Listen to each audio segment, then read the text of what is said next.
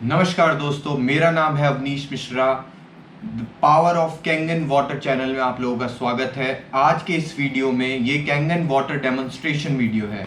इस वीडियो में मैं आपको बहुत सारी अच्छी इन्फॉर्मेशन देने वाला हूँ कि हम पानी के बारे में क्या समझते हैं, हमें पानी के बारे में क्या समझना चाहिए, हमारा शरीर में पानी का क्या रोल है और पानी से कैसे कितनी बीमारियां खत्म हो सकती हैं, पानी से कितनी बीमारियां कैसे हमारे शरीर में आती हैं। तो बने रहिए इस वीडियो में लास्ट तक, आपको बहुत सारी अच्छी इंफॉर्मेशन मिलने वाली है जो कि आपके लिए लाइफ चेंजिंग साबित हो सकती है। बिकॉज हमारी एक टैगलाइन है, change your water change your life. तो सबसे पहले मैं शुरू करता हूं कि हम भारत में पानी के बारे में क्या समझते हैं। हम समझते हैं कि पानी टेस्ट में अच्छा हो, बैक्टीरिया फ्री हो, क्लीन एंड ट्रांसपेरेंट हो, बस। लेकिन अगर डेवलप्ड नेशन की बात करूंगा, जापान, यूएस, यूरोप जैसे देशों की बात करूंगा, तो वहां बोला जाता है कि पानी में ये तीन चीज तो होनी ही चाहिए, लेकिन पानी के अंदर हाई न्यूट्रिशन की वैल्यूज होनी चाहिए, उसमें हाई न्यूट्रिशन कंटेंट होना चाहिए। अब इस चीज को हम कैसे समझ सकते हैं? लेट सपोज अगर आप अभी इडली डोसा सांभर खाते हैं या फिर मैकडॉनल्ड्स का बर्गर खाते हैं, तो आपके हिसाब से आपको किस फूड के अंदर ज्यादा न्यूट्रिशन वैल्यू मिलेगी? अगर मैं आपसे पूछूं तो आप कमेंट करके बता सकते हैं। ऑब्वियसली हमको इडली डोसा सांभर में ज्यादा न्यूट्रिशन की वैल्यूज मिलेंगी, क्योंकि उसमें दाल है, ग्रीन वेजिटेबल्स हैं, विटामिन है, मिनरल्स हैं। लेकिन अगर मैं हाइजीन फैक्टर की बात करूंगा, सिर्फ साफ सफाई और शुद्धता की बात करूंगा, तो मैकडॉनल्ड्स का बर्गर हमें जहां बन रहा है वो काफी हाइजीनिक दिखेगा, बजाय किसी डोसा सेंटर के जहां डोसा बन रहा होगा। तो अभी हमारे पानी के साथ में यही हो रहा है। पानी को जितना हम सिर्फ साफ करने के चक्कर में चल रहे हैं, प्यूरिफाई करने के चक्कर में चल रहे हैं, शुद्ध करने के चक्कर में चल रहे हैं, पानी की हाई न्यूट्रिशन वैल्यूज खत्म हो जाती हैं, वो डेड वाटर हो जाता है, स्टमक पे गिरता है, देन यूरिनेशन से बाहर हो जाता है। तो यही पूरी इस चर्चा में हम समझेंगे कि शुद्ध पानी और स्वस्थ पानी में क्या फर्क होता है, और हम इंडियंस इतना इस पे क्यों ध्यान नहीं देते हैं। हम भारतीय पानी को सिर्फ पानी समझते हैं, उसके ऊपर हम ज्यादा फोकस करते ही नहीं है, हर पानी को पानी समझते हैं, जबकि हमारा शरीर 70 से 80% पानी से बना हुआ होता है और बाकी उसमें अदर चीजें होती हैं, और हम पानी को ही इग्नोर कर देते हैं और अदर चीजों पे हमेशा काम करते रहते हैं कि ये खाएं और ये नहीं खाएं। तो इस डेमोन्स्ट्रेशन में आपको मैं कैंगन वाटर के बारे में बताने वाला हूं। असल में ये जो कंपनी है इनर्जिक, इसका इनर्जिक एनर्जी प्लस मैजिक से बना हुआ एक वर्ड है इनर्जिक। ये एक कंपनी है और ये कोई बहुत नई कंपनी नहीं है, लगभग 45 साल पुरानी कंपनी है। ये जापानीज कंपनी है, 45 साल पुरानी है। इसकी थोड़ी हिस्ट्री मैं आपको बता देता हूँ। 1945 में जब एटॉमिक बॉम्बिंग हुई थी जापान पे, तो वहाँ के पानी के स्रोत काफ़ी खराब हो गए थे वहाँ रेडिएशन की वजह से। तो वहाँ की गवर्नमेंट ने रशियन साइंटिस्ट के साथ मिलकर एक टीम बनाई। उनका उद्देश्य ये था कि हम अपने लोगों को वापस अच्छा पानी कैसे दे सकते हैं, या पानी की क्वालिटी को कैसे एनहेंस किया जा सकता है। तो उन्होंने एक रिसर्च स्टार्ट करी रशियन साइंटिस्ट के साथ मिलकर, और उस रिसर्च का एम ये था, गोल ये था, एजेंडा ये था कि वर्ल्ड के ऐसे कौन से टॉप रिसोर्स हैं जहां का पानी नेचुरली बहुत ही शुद्ध और हीलिंग वाटर की तरह ट्रीट किया जाता है, जिसके अंदर हमारे गंगोत्री का पानी आता है। गंगोत्री जो गौमुख से निकलता हुआ पानी है, वो पानी आता है। एक आबे जमजम का, जो मुस्लिम लोग आबे जमजम का एक पानी लेकर आते हैं मक्का मदीना से। एक लेकोटे करके एक मैक्सिको में जगह है, नॉर्दम करके जर्मनी में है, और लूर्द करके फ्रांस में है। तो वर्ल्ड के ये टॉप 5 रिसोर्स है जहां का पानी नेचुरली बहुत ही ज्यादा अच्छा, शुद्ध और हीलिंग वाटर की तरह ट्रीट किया जाता है। तो उन लोगों ने इस पानी को कलेक्ट किया, लेबोरेटरी में लेकर गए, वहां एनालाइज किया, तो पाया कि इस पानी में ऐसा क्या होता है। तो पता चला कि इस पानी में 2 मेजर प्रॉपर्टीज होती हैं। पहली एक्टिव हाइड्रोजन, दूसरी एल्कलिनिटी। ये 2 ही प्रॉपर्टीज ऐसी हैं जो ह्यूमन बॉडी के लिए सबसे परफेक्ट मानी जाती हैं। तो ये लेबोरेटरी में इन्होंने पाया कि ये 2 प्रॉपर्टीज है। तो अब इस चीज को वो कैसे आर्टिफिशियली क्रिएट कर सकते थे, कैसे बना सकते थे, वो उन्होंने अपने लगभग अपनी 20 साल की रिसर्च के बाद इस प्रोडक्ट को बनाया और इसका नाम उन्होंने दिया कैंगन वाटर। कैंगन का मतलब है इट्स अ जापानीज वर्ड, इसका मतलब है बैक टू ओरिजिन या रिटर्न टू ओरिजिन। अब ऐसा नहीं है कि इन्होंने मशीन बनाई और उसको तुरंत उसको कॉमर्शियलाइज करके बेचना स्टार्ट कर दिया, ऐसा इन्होंने बिल्कुल नहीं किया। इन्होंने सबसे पहले ये मशीन 20 साल 1974 से लेके 1994 तक 20 साल ये मशीन सिर्फ और सिर्फ क्लिनिकल ट्रायल्स पे चली थी। लगभग 20 साल के क्लिनिकल ट्रायल्स के बाद जब वर्ल्ड के टॉप 6500 डॉक्टर्स किसी मशीन के ऊपर अपने पेपर सबमिट करते हैं, उसको अपना अप्रूवल देते हैं, तो उस मशीन को ISO 13485 का सर्टिफिकेट दिया जाता है। इसको मेडिकल इक्विपमेंट डिवाइस का सर्टिफिकेट बोलते हैं। मैं इस सर्टिफिकेट पे इतना जोर इसलिए दे रहा हूं क्योंकि वर्ल्ड की, पूरे विश्व की इकलौती यही एक कंपनी है पानी के संदर्भ में जिसको ये सर्टिफिकेट मिला हुआ है। ये इसको मेडिकल ग्रेड डिवाइस बोला जाता है। उसके अलावा वाटर क्वालिटी एसोसिएशन, जैसे WHO होता है वर्ल्ड हेल्थ ऑर्गेनाइजेशन, वैसे ही WQA है जो कि वाटर क्वालिटी एसोसिएशन है, it's a non profit organisation, उसने इसको गोल्ड सील दी हुई है। जी हाँ, गोल्ड सील। गोल्ड सील पूरे वर्ल्ड में पानी के संदर्भ में वाटर आयनाइजर कैटेगरी में सिर्फ इकलौती इनर्जिक की मशीन्स को ही दिया गया है। ये सबसे उच्च दर्जे का सर्टिफिकेट होता है, इसलिए मैं इसके ऊपर इतना ज्यादा जोर देके आपको बता रहा हूं। बाकी तमाम certificates FDA approved, ISO 9001, ISO 14001, ये सारे सर्टिफिकेशंस इस कंपनी को ऑलरेडी मिल चुके हैं, जो काफी उच्च दर्जे के बहुत अच्छे सर्टिफिकेशंस हैं। ये जो मशीन है, इसके 40 जो कंपनी है, इसके 40 प्लस ग्लोबल सर्विस सेंटर्स हैं, 40 प्लस ग्लोबल सर्विस सेंटर्स हैं, 180 प्लस कंट्रीज में एक्सपोर्ट होता है और टोटल जापानीज मेड है। जी हाँ, ओरिजिनल इक्विपमेंट मैन्युफैक्चरर। ऐसा नहीं है कि जापानीज टेक्नोलॉजी है और कॉस्ट कटिंग के लिए उसको चाइना में या कहीं ताइवान में या कहीं और मैन्युफैक्चर कर रहे हैं सस्ती प्लेटें लगाने के चक्कर में। नहीं, ऐसा बिल्कुल नहीं है। ये जापानीज टेक्नोलॉजी है और इसकी एक सिंगल स्क्रू भी जो लगता है वो भी इनकी खुद की फैक्ट्री में ही बनाया जाता है, ओसाका में। टोटल जापानीज प्रोडक्ट है और 100% जापानीज वहीं पर ही बनता है और पूरे वर्ल्ड में एक्सपोर्ट किया जाता है। तो ये मैंने आपको कंपनी की सारी डिटेल्स लगभग दे दी हैं। इसके बाद मैं बात करता हूं अब हमारे शरीर की। हमारा जो शरीर है लगभग 70 से 80% पानी से बना हुआ है। इवन जो हमारी हड्डियां हैं, बोन्स हैं, जो इतनी डेंस दिखती हैं, इसके अंदर भी लगभग 22% पानी होता है, 22%। Can you imagine? और हमारा पूरा शरीर 70 to 80% पानी से लगभग बना हुआ रहता है। अभी आज से जो 25-30 साल पहले जो बीमारियां होती थी ज्यादातर वो वायरस और बैक्टीरिया रिलेटेड होती थी। अभी आजकल भी ये कोरोना वायरस चल रहा है काफी, तो ये भी, इसकी भी कोई वैक्सीनेशन आ जाएगी। बहुत सारी फार्मास्यूटिकल कंपनीज काम कर रही हैं, इसकी वैक्सीनेशन आएगी। ये कोई बीमारी नहीं है, ये वायरस एक है जिसके लिए वैक्सीनेशन कंपनी बना रही है। लेकिन अगर जो पहले हैजा वगैरह ये सारी बीमारियां 20-25 साल पहले होती थी, आजकल वो बीमारियां नहीं होती हैं क्योंकि उनके वैक्सीनेशन आ गए हैं। बच्चा पैदा होता है, 8-10 वैक्सीनेशन लगते हैं और वो बीमारियां अब नहीं होती हैं। लेकिन आजकल जिन बीमारियों का चलन चल रहा है, WHO के अकॉर्डिंग, आप गूगल करिएगा, इसको डीजनरेटिव डिसीज बोला जाता है। डीजनरेटिव डिसीज का मतलब होता है डीजनरेशन ऑफ योर सेल्स। ये कोई बीमारियां नहीं होती, बेसिकली ये लाइफस्टाइल डिसऑर्डर्स हैं। इनको लाइफस्टाइल डिसऑर्डर्स बोला जाता है। मतलब पिछले 10-15 सालों में आपने कैसा खाया और कैसा पिया, आपने किस टाइप की चीजें अपने शरीर के अंदर डाली, उसके हिसाब से जो आपके ऑर्गन्स हैं, किन किन ऑर्गन्स ने अपना काम करना धीरे धीरे कम कर दिया या बंद कर दिया, उसकी वजह से हमारे शरीर में ये बीमारियां आती हैं। जिसके अंदर वो सारी 128 प्लस बीमारियां हैं जो आज हम सुनते आ रहे हैं। BP, arthritis, osteoporosis, indigestion, constipation, acid reflux, high blood pressure, high cholesterol, ये जितनी भी बीमारियां हैं ये सब क्रोनिक इलनेस होती हैं। मतलब ये लाइफस्टाइल डिसऑर्डर्स हैं।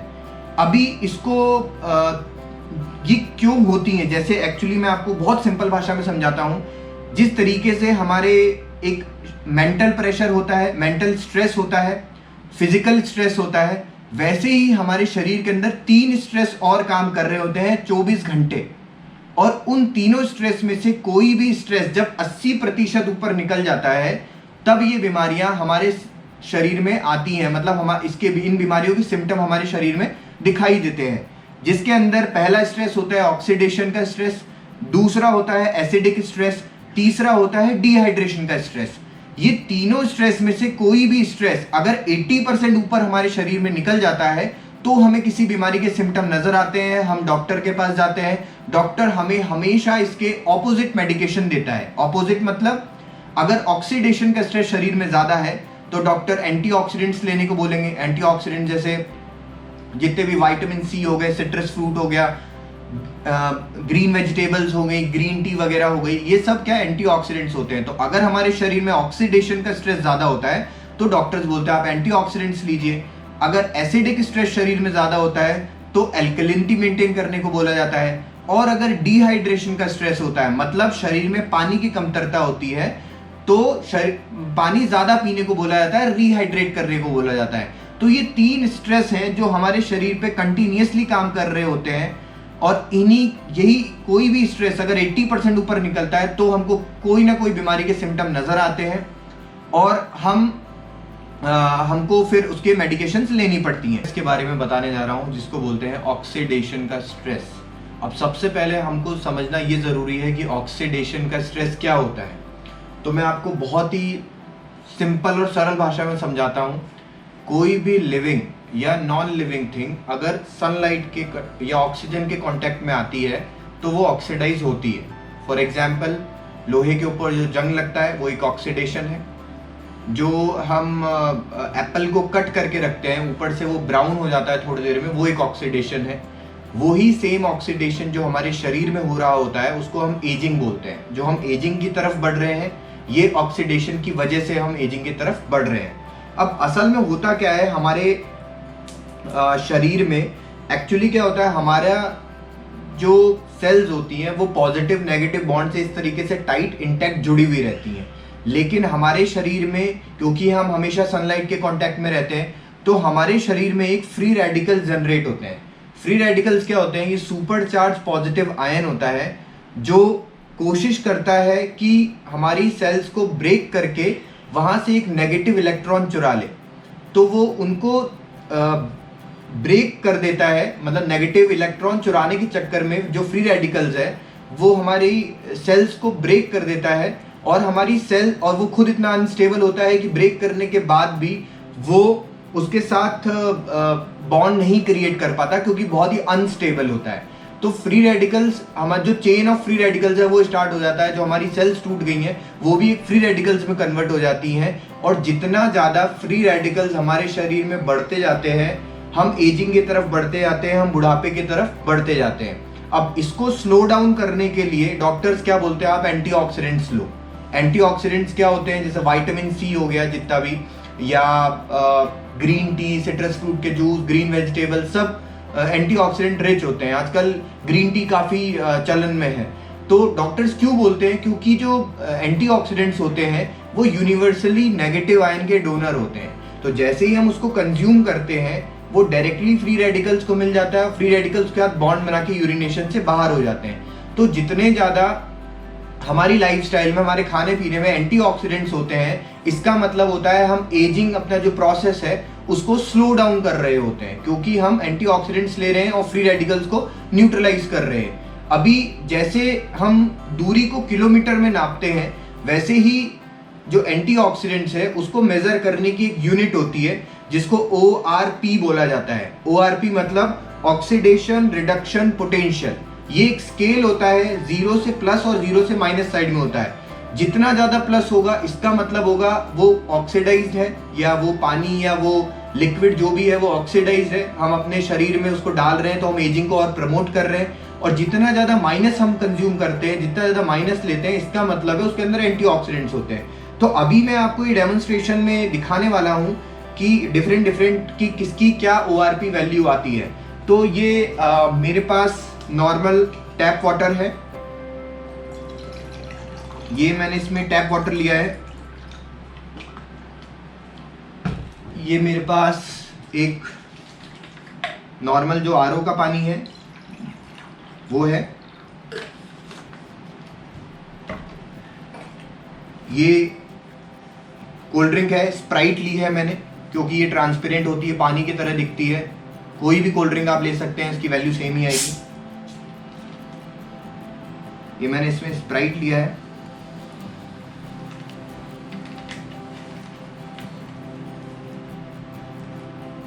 और ये है कैंगन वाटर, ये मैंने इसमें कैंगन वाटर लिया है।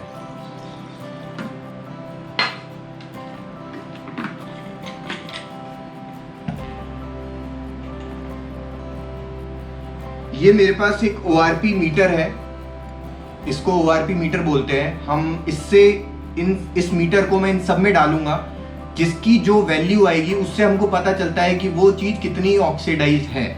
तो ये नॉर्मल मैं अपने टैप वाटर से स्टार्ट करता हूं। इसमें आप देखिए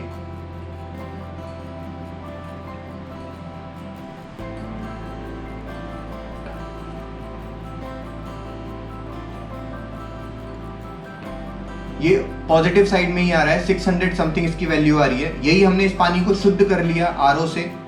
इसके अंदर हम इसकी वैल्यू चेक करेंगे।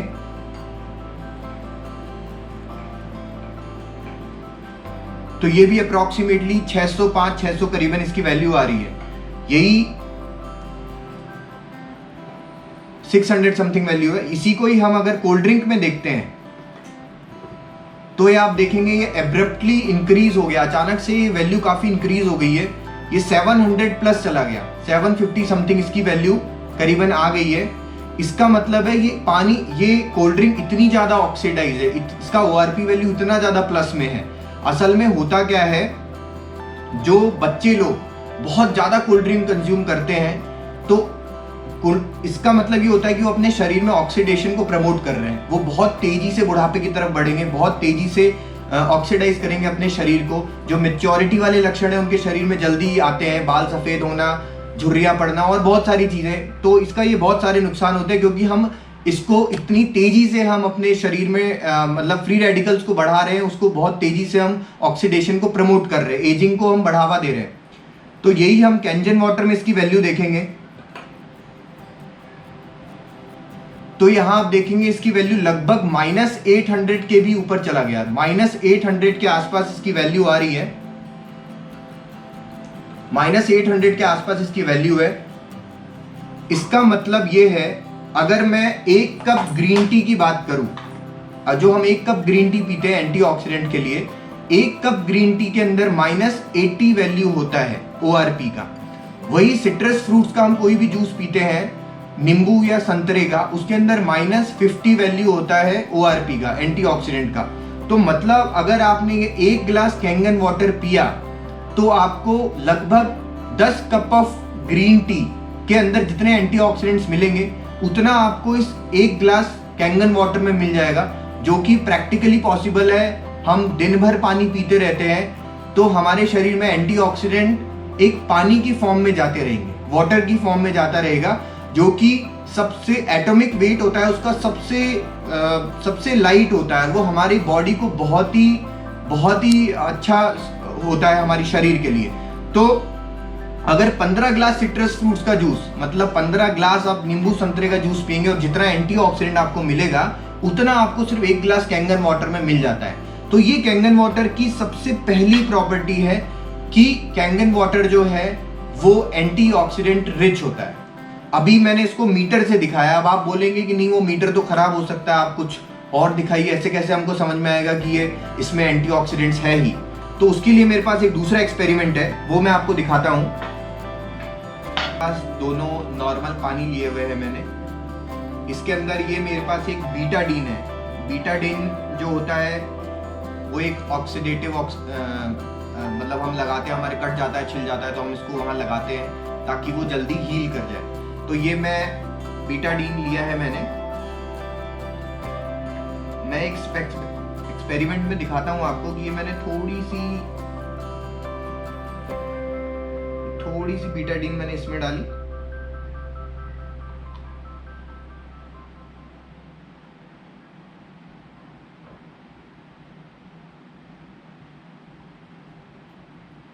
थोड़ा सा बीटाडीन मैंने इसमें डाला। मैं दोनों ही पानी को ऑक्सीडाइज कर रहा हूँ, बेसिकली दोनों ही पानी में ऑक्सीडाइज कर रहा हूँ। दोनों में मैंने बीटाडीन डाला है, तो आप देखेंगे लगभग दोनों का कलर काफ़ी येलो हो गया है। येलो का मतलब है दोनों ही ऑक्सीडाइज हो गए हैं, इनको मैंने ऑक्सीडाइज कर दिया है। अब जब ऑक्सीडेशन बहुत ज़्यादा बढ़ जाता है तो डॉक्टर्स हमको क्या देते हैं, अगर आपने देखा होगा ज़्यादातर हम लोग बीमार पड़ते हैं तो डॉक्टर सबसे पहले हमको क्या देता है, एक ये लिम्सी की गोली, ये विटामिन सी की गोली होती है। ये विटामिन सी एंटीऑक्सीडेंट्स होते हैं और ये हमको दी जाती, काफ़ी पॉपुलर है। तो ये मैं एक एक्सपेरिमेंट में दिखाता हूँ कि हमने ये एक नॉर्मल एक लिम्सी की गोली ली है विटामिन सी की, इसको मैं इस पानी में मिलाता हूँ।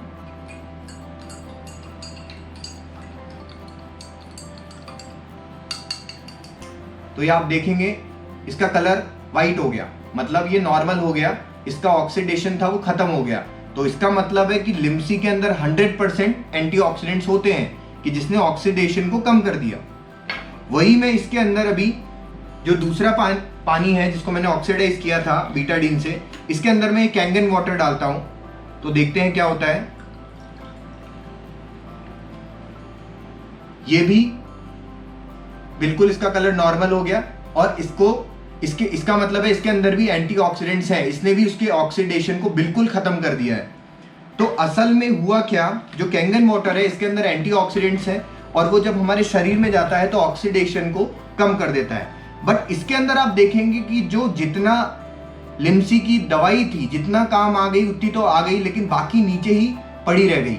इसको बोलते हैं एसिडिक रेसिड्यू साइंस की भाषा में। उसका मतलब होता है, असल में क्या होता है, हम जब दवाई कोई भी लेते हैं, केमिकल फॉर्म में विटामिन सी लेते हैं, तो हमारे शरीर में जाता है, जितना हमारे शरीर को चाहिए उतना तो वो यूज आ जाता है, लेकिन ये बाकी जो वेस्ट है ये हमारे वहां रह जाता है। और ये वेस्ट जो है, इस एक्सेस वेस्ट को निकालने के लिए हमारे किडनी के ऊपर बहुत ज्यादा जोर पड़ता है। तो हमारे को किडनी से रिलेटेड जो प्रॉब्लम्स है, किडनी के ऊपर एक एक्स्ट्रा स्ट्रेस, एक एक्स्ट्रा लोड डाल दिया जाता है, तो वो इसको एसिडिक रेसिड्यू बोला जाता है। तो ये इस एक्सपेरिमेंट में मैंने आपको दिखाया कि जो कैंगन वाटर है इसके अंदर एंटीऑक्सीडेंट्स होते हैं। अब जो दूसरा स्ट्रेस हमारे शरीर पे काम करता है उसको बोलते हैं एसिडिक स्ट्रेस। एसिडिक स्ट्रेस क्या होता है, सबसे पहले हम ये समझ लेते हैं। एक्चुअली में क्या होता है, जो हमारा पूरा शरीर है वो अल्कलाइन होता है, सिर्फ हमारा जो स्टमक है वो एसिडिक होता है क्योंकि उसको डाइजेशन करना होता है। तो असल में आप देखेंगे जो हमारा पूरा बॉडी के जितने भी kidney, liver, lungs, heart, brain, जितने भी ऑर्गन्स हैं, सबका जो पीएच होता है वो सब अल्कलाइन स्टेट में अल्कलाइन होते हैं, सिर्फ हमारे स्टमक को छोड़ के।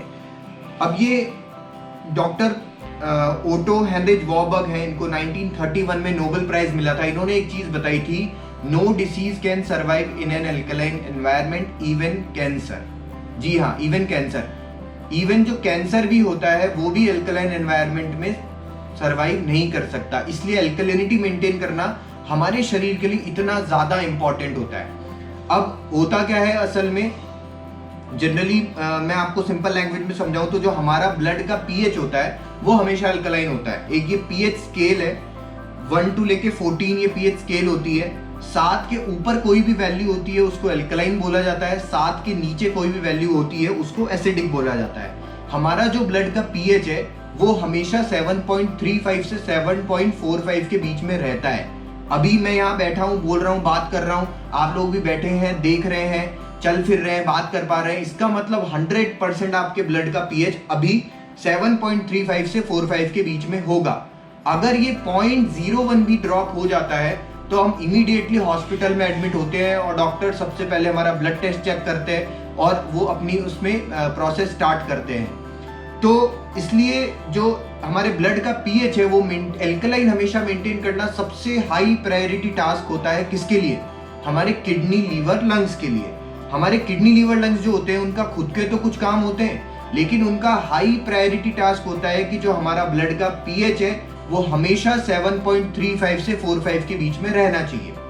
अब वो कैसे मेंटेन करते हैं, वो डिपेंड करता है हमारी लाइफस्टाइल पे, हम कैसा खा रहे हैं और कैसा पी रहे हैं, उसके हिसाब से हमारी बॉडी के 4 एसेंशियल मिनरल्स होते हैं। 4 एसेंशियल मिनरल कौन से? Calcium, sodium, potassium, magnesium. कि 4 एल्कलाइन एसेंशियल मिनरल्स होते हैं जो हमारी बॉडी जो भी कुछ खाने या पीने से हमको मिलता है तो वो उसको बफर सिस्टम में स्टोर करती रहती है। अब होता क्या है, हम हर बार तो एक जैसा खाना नहीं खा रहे होते, हर बार तो अल्कलाइन ही नहीं खा रहे होते, तो कई बार अगर हमने कोई एसिडिक इनपुट हमारे शरीर में दिया तो हमारे ब्लड का जो पीएच है वो ड्रॉप हो जाता है। ब्लड का पीएच जैसे ही ड्रॉप होता है हमारे किडनी लीवर लंग्स एक्टिवेट होते हैं, वो बफर सिस्टम में जाते हैं, वहां से मिनरल्स को फेच करते हैं और हमारे ब्लड में छोड़ना स्टार्ट करते हैं ताकि ब्लड का पीएच वापस ऊपर आ जाए। अब यही काम वो हमेशा 24 घंटे करते रहते हैं खुद के काम के अलावा। इसी को एसिडिक स्ट्रेस बोला गया है। ये आप सबकी अलग अलग लाइफस्टाइल पे डिपेंड करता है। जो लोग जैसा खा रहे हैं जैसा पी रहे हैं उसके हिसाब से उनके इंटरनल जो किडनी लीवर लंग्स ऑर्गन्स है उनके ऊपर कितना एसिडिक स्ट्रेस होगा, ये सबका अलग अलग हो सकता है। अब कई बार क्या होता है, कुछ लोगों की लाइफस्टाइल इतनी ज्यादा पुअर होती है, वो इतना मतलब बहुत ही ज्यादा एसिडिक और यही हमेशा खा रहे होते हैं, अल्कोहल कंज्यूम कर रहे होते हैं, प्रोसेस्ड फूड काफी ज्यादा खा रहे होते हैं, तो उनका जो शरीर होता है उनको मतलब खाने से बहुत कम मिनरल्स मिल रहे होते हैं, कैल्शियम सोडियम वगैरह बहुत ही कम मिल रहा होता है। लेकिन ऐसे सिचुएशन में भी हमारे जो किडनी लीवर लंग्स है इनका तो काम है कि ब्लड की पीएच को मेंटेन करना है, तो ये क्या करते हैं, हमारे हड्डियों और दांतों में जाते हैं, क्योंकि हमारे हड्डियों और दांतों में सबसे ज्यादा कैल्शियम पाया जाता है। वहां से ये लोग क्या कैल्शियम को फैच करते हैं और ब्लड में छोड़ना स्टार्ट करते हैं ताकि ब्लड का पीएच ऊपर आ जाए। वहीं से शुरू होती है अर्थराइटिस की प्रॉब्लम, ऑस्टियोपोरोसिस की प्रॉब्लम, घुटने दर्द, जोड़े दर्द, हड्डियों में बोन डेंसिटी कम होना, इन सब की प्रॉब्लम तब शुरू होती है जब शरीर के अंदर एसिडिक स्ट्रेस इतना ज्यादा बढ़ जाता है कि हमारी ब्लड के पीएच को मेंटेन करने के लिए वो हड्डियों और दांतों में से कैल्शियम फैच कर रहे होते हैं। इसी की वजह से, एसिडिक स्ट्रेस की वजह से हमारे शरीर में बहुत सारी बीमारियां आती हैं, जैसे acid reflux, high blood pressure, high cholesterol, arthritis का मैंने आपको अभी साइकिल बताया जब कैल्शियम हमारी बोन से फैच किया जाता है, gout, chronic fatigue, diabetes, osteoporosis, constipation, indigestion, ये सब बीमारियां हमारे शरीर में एसिडिक स्ट्रेस जब बहुत ज्यादा बढ़ जाता है तब हमारे शरीर में आती हैं। अब असल में मैं आपको ये एक्सपेरिमेंट में दिखाता हूं। ये मेरे पास आरओ है, आरओ का वाटर है। मैंने अभी इसके पहले वाले एक्सपेरिमेंट में आपको दिखाया था, उसके बाद मैं इन दोनों ग्लास को खाली करके लाया हूँ, फेंका है, फिर उसके बाद अभी वापस डाल रहा हूँ।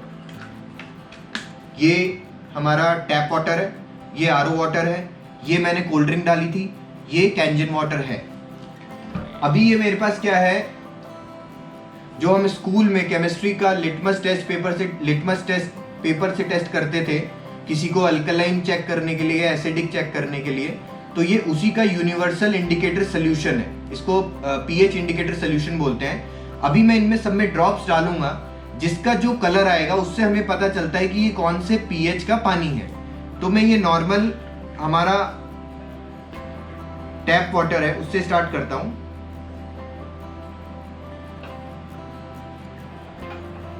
ये आरओ, कोल्ड ड्रिंक और ये कैंगन वाटर।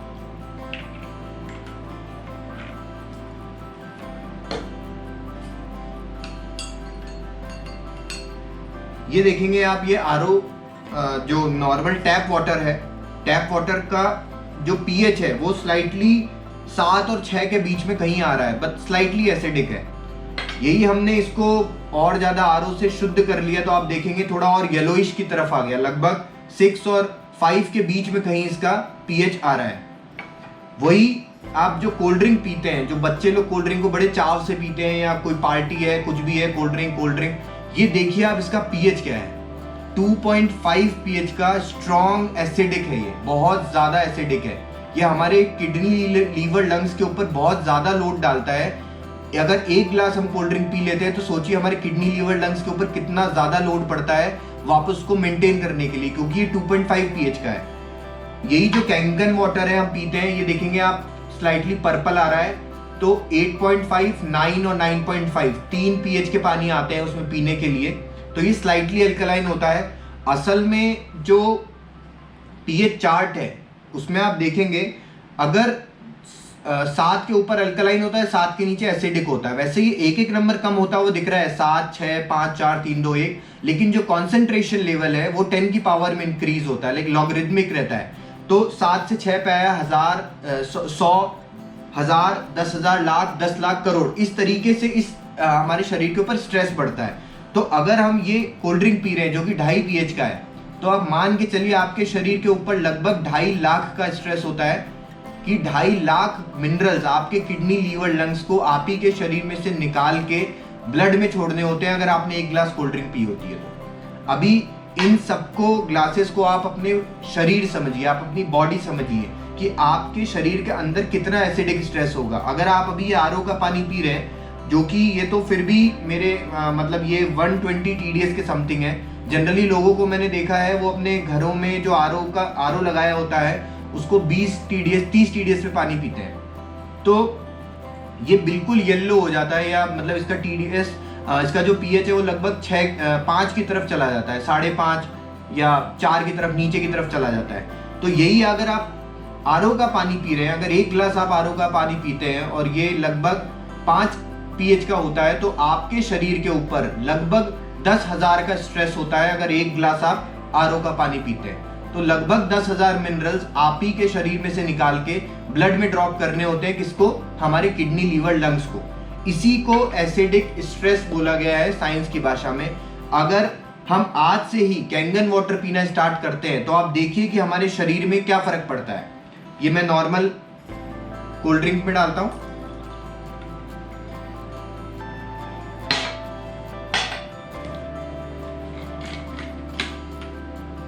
ये आरओ के पानी में,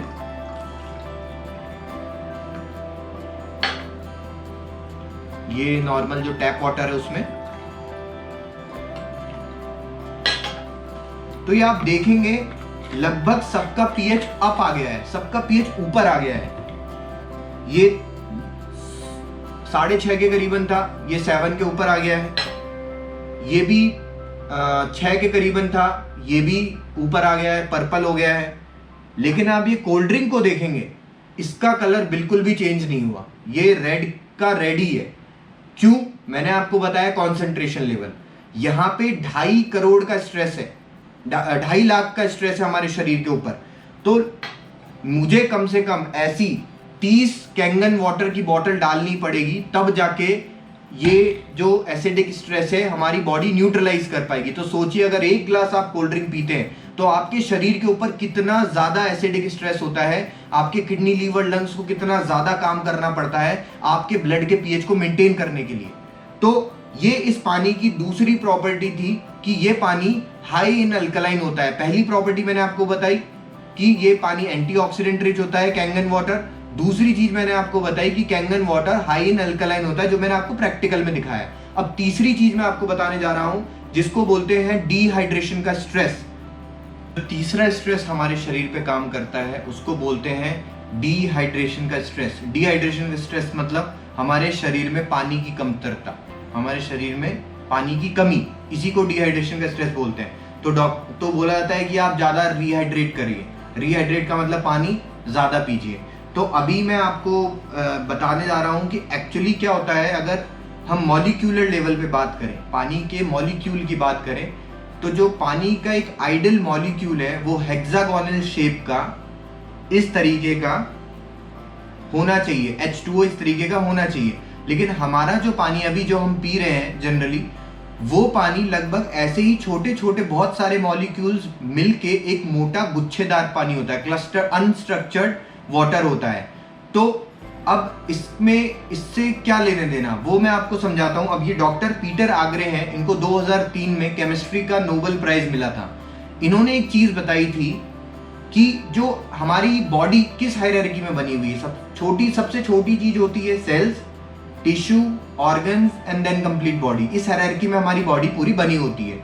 तो जो सबसे छोटी चीज होती है सेल्स, उसके अंदर एक छोटा सा स्पेस होता है। इस स्पेस को एक्वापोरिन्स बोला जाता है। एक्वापोरिन्स इतना छोटा स्पेस होता है कि पानी का जो एक आइडल मॉलिक्यूल है वो ही अंदर पेनिट्रेट कर पाता है। लेकिन हमारा पानी क्या होता है, इस तरीके का मोटा गुच्छेदार पानी होता है, तो ये बाहर ही अटक के रह जाता है। और हमारे सेल्स तक पानी नहीं पहुंच पाता। सेल्स तक जब पानी नहीं पहुंच पाता, वहां ऑक्सीजन नहीं पहुंच पाती, अंदर टॉक्सिन जम जाते हैं, एनवायरनमेंट काफ़ी एसिडिक होता है और धीरे धीरे जो सेल्स है वो डेड सेल बनती जाती है, वो सेल्स खराब होती जाती हैं। तो जो एसिडिक सेल्स हैं जिनके अंदर टॉक्सिन बहुत ज़्यादा जम गया है और हमारा पानी वहाँ तक नहीं पहुँच पा रहा, उनको फ्लश आउट नहीं कर पा रहा, क्लीन नहीं कर पा रहा, डिटॉक्स नहीं कर पा रहा, तो वहाँ पे वो सेल्स डेड सेल हो जाती हैं। डेड सेल एक चेन रिएक्शन से आसपास की सेल्स को और डेड सेल बनाती हैं और जो डेड सेल का जो गुच्छा होता है इसी को ट्यूमर बोला जाता है, इसी को कैंसर बोला जाता है। कि वहाँ पे जहाँ पे ओवर एसिडिक एनवायरनमेंट हो गया है, जहाँ टॉक्सिसिटी बहुत ज़्यादा हो गई है और जहाँ ऑक्सीजन नहीं है, मतलब लैक ऑफ ऑक्सीजन है, तो वहीं उसी को कैंसर सेल्स कहा जाता है। तो ये डॉक्टर पीटर आग्रे ने बताया था, इनको 2003 में केमिस्ट्री का नोबेल प्राइज मिला था। अभी मैं आपको एक एक्सपेरिमेंट दिखाने जा रहा हूँ। इस एक्सपेरिमेंट में आपको पता चलेगा कि जो कैंगन वाटर है, जो बहुत ही मिराकुलस वाटर है, इसके जो मॉलिक्यूल्स हैं वो बहुत ही पतले होते हैं, बहुत ही माइक्रो स्ट्रक्चर्ड होता है। तो इस बहुत सिंपल एक्सपेरिमेंट में दिखा रहा हूँ। जो हम ग्रीन टी ली है मैंने, हम ग्रीन टी जब घर में बनाते हैं तो हम क्या करते हैं, सबसे पहले हम पानी को गुनगुना करते हैं, पानी को हम गर्म करते हैं। तो ये मेरे पास नॉर्मल ठंडा पानी है, इसमें हम ग्रीन टी को बना के देखेंगे कि क्या ग्रीन टी एक्सट्रैक्ट हो पा रही है नॉर्मल ठंडे पानी में। तो ये मैंने ग्रीन टी का बैग लिया, ये मैंने नॉर्मल पानी,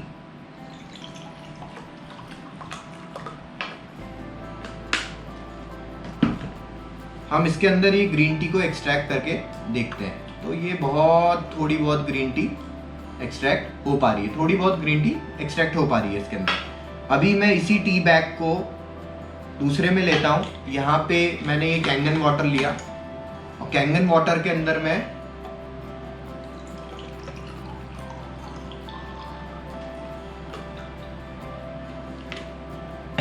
ये आप देखिए, ये लगभग पूरी ग्रीन टी एक्सट्रैक्ट होके आ गई है। पूरा जो टी बैग में से जितनी भी ग्रीन टी थी ये पूरी एक्सट्रैक्ट होके आ गई है। असल में नॉर्मल वाटर में ये ऐसा हुआ था। ये हुआ क्या है, अब मैं आपको बहुत सिंपल भाषा में समझाता हूं। ये जो टी बैग है ना, इसको हमारा शरीर समझिए। अब जब ये वाला पानी जो हम नॉर्मल रेगुलर पानी हम पी रहे हैं, ये जब हमारे अंदर शरीर में गया तो ये बहुत टी बैग के अंदर से बहुत ही कम टी को एक्सट्रैक्ट कर पाया। मतलब ये हमारे जब शरीर में गया तो ये हमारी सेल्स तक नहीं पहुंच पाया। हमारी सेल्स के अंदर जो गंदगी थी, टॉक्सिन्स थी, उसको निकाल के बाहर फ्लश आउट नहीं कर पाया। ये जो कैंगन वाटर है ये इतना माइक्रो स्ट्रक्चर्ड है कि ये अंदर तक गया और जहां जहां टॉक्सिन्स, गंदगी सब कुछ जमा थी, वो उसको निकालता हुआ हर सेल्स तक पहुंचा। सारी सेल्स को इसने ऑक्सीजन दिया और डिटॉक्स करता हुआ हमारे पूरे शरीर के अंदर जितने भी टॉक्सिन्स थे उसको यूरिनेशन से सबको फिर बाहर कर दिया। तो असल में होता यही है कि हमारे पूर्वज जो है हमको ये बता के गए हैं कि आप सुबह उठ के पानी को गुनगुना करके पीजिए। उसका रीजन यही होता है, जब हम पानी को गुनगुना करते हैं तो इसके मॉलिक्यूल्स जो है वो ब्रेक हो जाते हैं, मॉलिक्यूल्स टूट जाते हैं और वो हमारे शरीर में 5% की जगह एटलीस्ट 20 से 25% हमारे शरीर में एब्जॉर्ब होता है। अब जनरली समर्स में आप लोगों ने ये फील किया होगा कि हम लोग क्या पानी पी लेते हैं, हमारा पेट भर जाता है लेकिन हमारी प्यास नहीं बुझती। उसका यही रीजन होता है कि जो हमारा पानी है वो बहुत ही अनस्ट्रक्चर्ड है, बहुत मोटा पानी होता है। हम उसको पीते हैं, वो सीधा पेट में जाके गिरता है, हम ब्लोटेड फील करते हैं और यूरिनेशन से बाहर हो जाता है। असल में जो हमारे ऑर्गन्स हैं वो कॉन्स्टेंटली पानी की डिमांड कर रहे होते हैं, वो पानी कॉन्स्टेंटली मांग रहे होते हैं, लेकिन हमारा पानी वहां तक नहीं पहुंच पा रहा होता। जब पानी वहां तक नहीं पहुंच पाता तो वो सीधा पेट, तो वो उसी को डिहाइड्रेशन का स्ट्रेस बोला गया है। जब ऑर्गन्स क्या हमारे कॉन्स्टेंटली पानी की डिमांड कर रहे हैं और उन तक पानी नहीं पहुंच पा रहा, यही डिहाइड्रेशन का स्ट्रेस है। और over the period of time, जैसे जैसे हमारी एज बढ़ती जाती है तो जो हमारे ऑर्गन्स हैं वो बहुत ही कम पानी में काम कर रहे होते हैं। जब कम पानी में काम करते रहते हैं तो धीरे धीरे धीरे करके उनके काम करने की क्षमता कम होती जाती है और जब वो अपना काम करना थोड़ा कम कर देते हैं तब हमको कोई ना कोई बीमारी के सिम्टम हमारे शरीर में हमको नजर आते हैं। तो ये इस पानी की तीसरी प्रॉपर्टी थी कि पानी बहुत ही पतला होता है, बहुत ही माइक्रो स्ट्रक्चर्ड होता है, जो कि डिहाइड्रेशन के स्ट्रेस को काउंटर कर देता है और 100% हमारे शरीर को हाइड्रेट करता है। अभी मैं आपको एक दूसरा एक एक्सपेरिमेंट दिखाता हूं ऑयल के साथ में। एक्सपेरिमेंट में मैं आपको जो ये पानी के इसके स्ट्रक्चर है वो काफ़ी माइक्रो स्ट्रक्चर्ड है, कैंगन वाटर, वो मैं आपको बताने वाला हूँ। असल में क्या होता है, आजकल हम कोलेस्ट्रॉल की प्रॉब्लम बहुत लोगों में बढ़ती जा रही है और हार्ट ब्लॉकेजेस की प्रॉब्लम बहुत ज़्यादा आजकल सुनने को मिल रही है, मोटापे की बहुत ज़्यादा सुनने को मिल रही है। तो उसका मेन जिम्मेदार किसको ठहराया जाता है? हमको बोला जाता है कि इसका मेन जिम्मेदार है तेल। आप पतला तेल यूज़ करें, रिफाइंड तेल यूज़ करें, ये तेल यूज़ करें, वो करें, 50 चीज़ें हमको बताई जाती हैं। तो तेल के साथ में इसका क्या एक्सपेरिमेंट है वो मैं अभी आपको दिखाता हूँ। ये मेरे पास नॉर्मल घानी का तिल का तेल है। ये मैं थोड़ा सा तेल मैंने इसमें लिया और ये थोड़ा सा तेल मैं इसमें लिया। अभी मैं क्या करता हूँ, इस वाले के अंदर ये मैंने नॉर्मल अपना जो नॉर्मल वाटर है इसको डाला है। तो ये आप यहाँ देखेंगे तेल कभी पानी के साथ में मिक्स नहीं होता, तेल ऊपर तैरने लग गया, पानी नीचे रह गया। यही जो कैंगन वाटर है इसमें मैं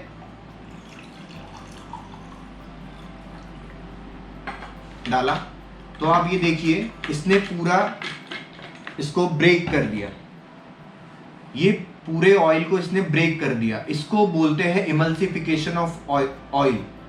असल में किया क्या, इसके जो मॉलिक्यूल्स हैं कैंगन वाटर के, ये ऑलरेडी इतने पतले हैं कि इसने तेल को ब्रेक कर दिया।